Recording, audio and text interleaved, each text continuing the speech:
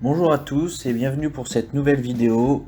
Aujourd'hui, des oranges confites. Alors il nous faudra 2 oranges, 50 g de sucre et 1 litre d'eau. Alors tout d'abord, je vais prendre mes oranges et couper les extrémités. Je coupe mes extrémités et ensuite je vais ôter la peau de l'orange en essayant de prendre le moins de blanc possible. Je fais le tour. L'orange en elle-même, je ne vais pas la conserver, je vais l'utiliser pour me faire une orange pressée ou une salade de fruits. Là, ce qui nous intéresse, c'est vraiment la peau de l'orange en elle-même.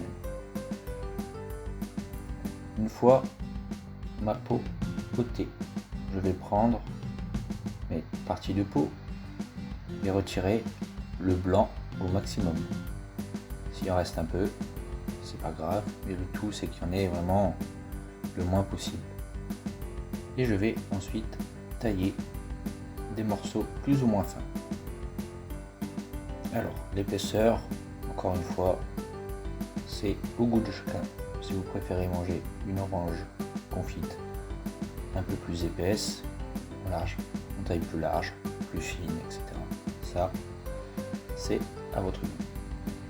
Une fois que j'ai ôté au maximum mon blanc et taillé mes lamelles, je vais faire ma cuisson. Alors ma cuisson va se passer en 4 étapes. 4 étapes, pourquoi? Je vais blanchir 3 fois mes oranges à l'eau et une fois je vais les cuire dans l'eau et le sucre. Je mets mes oranges une fois que l'eau est à ébullition et je laisse remonter à ébullition. Mes oranges, alors l'utilité, je vais les mettre dans un cake, je vais les tremper en chocolat, je vais les mettre dans un gâteau ou tout simplement les manger comme ça, confites, un peu sucrées, c'est pas mauvais. Alors voilà, blanchi une fois. Deuxième étape, exactement la même.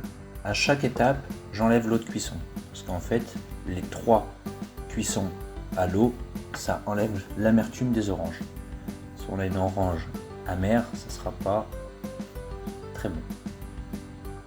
Deuxième étape, je mets dans l'eau, à ébullition, et j'égoutte. Je coupe mon feu à chaque fois, je fais attention. Alors ça marche aussi avec du citron, du pamplemousse, hein, tout ce qui est fruits, enfin tout ce qui est agrumes, ça marche très très bien. Vous pouvez par exemple faire ça avec orange, citron, pamplemousse et vous faire un cake aux agrumes. Donc la troisième fois, au bout de 3 fois, je les plonge dans l'eau, au bout de 3 fois, elles seront plus amères du tout. Ça c'est vraiment l'étape qu'on recherche, qui est plus l'amertume avant la cuisson sucrée. Voilà. Et la quatrième étape, je mets mes 50 g de sucre et mon eau. Je vais porter le tout à ébullition, y ajouter mes oranges,